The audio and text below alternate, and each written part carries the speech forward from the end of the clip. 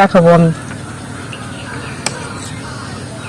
এটা নিয়ে নিচ্ছি, বাটি দুটোই নিয়ে নিচ্ছি। দারুণ হয়েছে কিন্তু খেতে, খুব টেস্টি হয়েছে। এরকম যদি বিকেল বিকেল হয় খাওয়ার পরে এরকম টক টক জিনিস কিন্তু দারুণ লাগবে খেতে সবার সাথে। হ্যালো নমস্কার, সুনন্দা ভিলেজ স্টোরি সবাইকে স্বাগত জানিয়ে আবার একটা নতুন রেসিপি আপনাদের কাছে শেয়ার করব।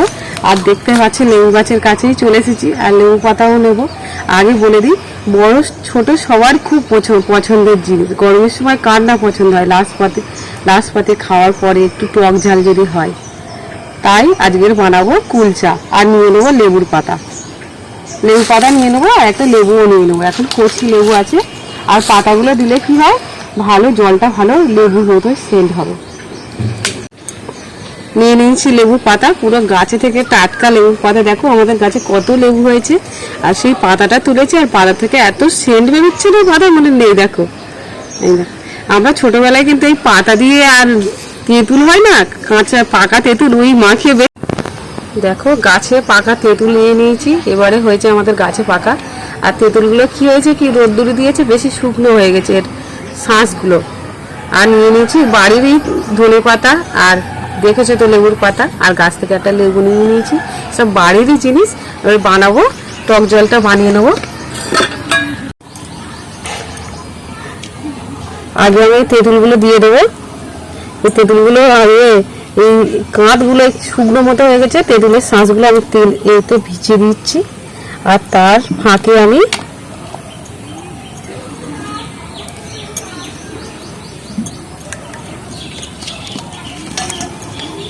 আমি এইগুলো কেটে নেব।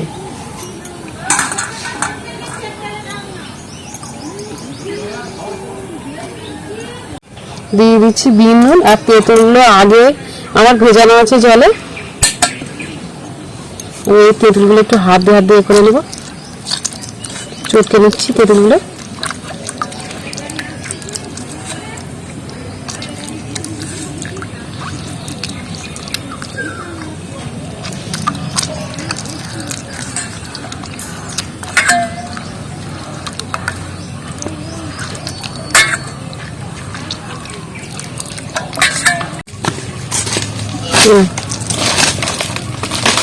আর এগুলো ফেলে দিচ্ছি। আমাদের গাছের এবারে তেঁতুল, ওই তেঁতুল জলটা একটু এরকম কালার হয়েছে। যদি অনেকদিন থাকতো তেঁতুলটা, তাহলে কালো মতো জলের কালারটা হতো।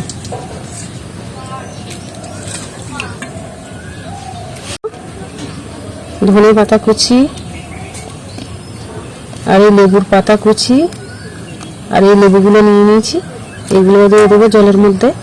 আর হচ্ছে আমার জিরে আর ভাজা লঙ্কা গুঁড়ো করা ছিল, সেটাও দিয়ে দিচ্ছি আমি। আর জলটাকে আমি ভালো করে ফাটিয়ে নেবো, এইভাবে সব গুলে নেবো জলটা।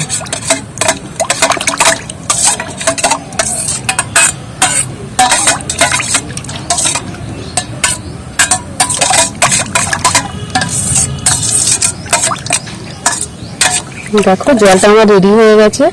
এবার আমি এটাকে রেখে দেবো। আজকের বানাবো জল ফুলকি, আর সেই জন্যই জলটা আমি রেডি করে নিয়েছি।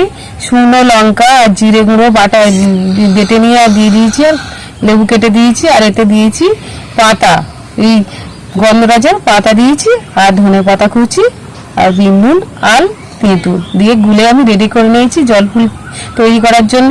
আর আগে তো ভুলভাল বলে দিয়েছি, ওগুলো দেখে নিও। আর এটা রেখে দিচ্ছি, রেডি করা হয়ে গেছে আমার।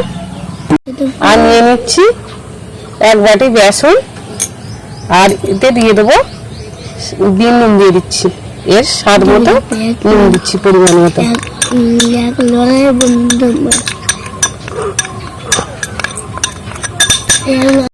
নুনটাকে আমি সব জায়গায় মাখিয়ে নিচ্ছি বেসনের মধ্যে ভালো করে। আমি জল ফুলকি তৈরি করার জন্য আমি বেসনটা রেডি করে নিচ্ছি, ব্যাটারটা। আর অল্প অল্প করে জল দিয়ে আমি ব্যাটারটা রেডি করে দেবো অনেকক্ষণ ধরে, 5 মিনিট মতো। আর এটা দেখো কত সাদা হয়ে আসছে, আর ডলা যেন না থাকে, তার জন্য আমি ভালো করে ফাটিয়ে নিচ্ছি। আজকে দেখো আমার ব্যাটারটা কত সুন্দর সাদা মতো হয়ে গেছে। আর 5 মিনিট ধরে এইভাবে ফাটিয়ে নিচ্ছি ব্যাটারটা। আর এই দেখবো আমার জল ফুলকিটা কতটা রেডি হয়েছে।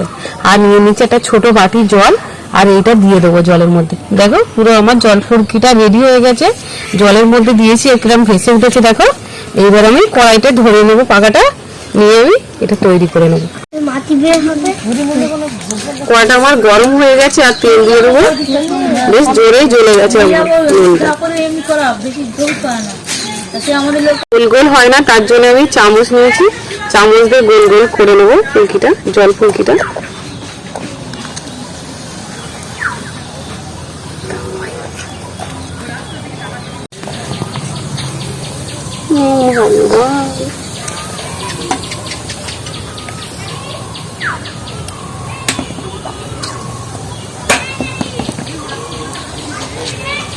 হয় না, গোল গোল হয় না।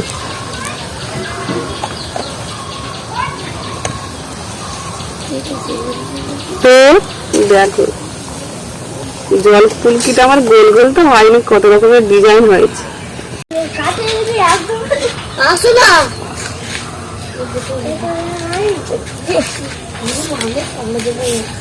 লাস্ট পর্যন্ত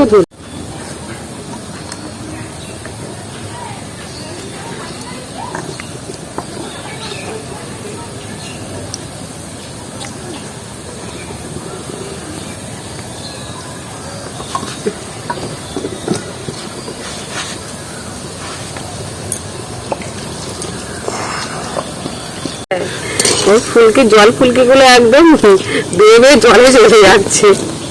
দেখো একটাও গোল হয়নি, এই তো একটু সামান্য গোল হয়েছে। এটাও একটা স্টাইল, খেতে গেলে খুব মজাই লাগবে, কত রকমের হয়েছে।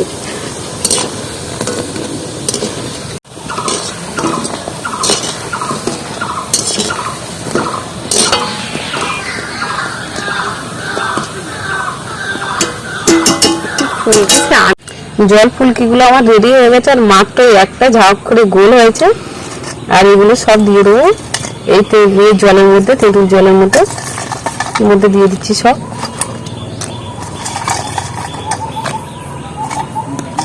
কত রকমের ডিজাইন হয়েছে দেখতে পাচ্ছি।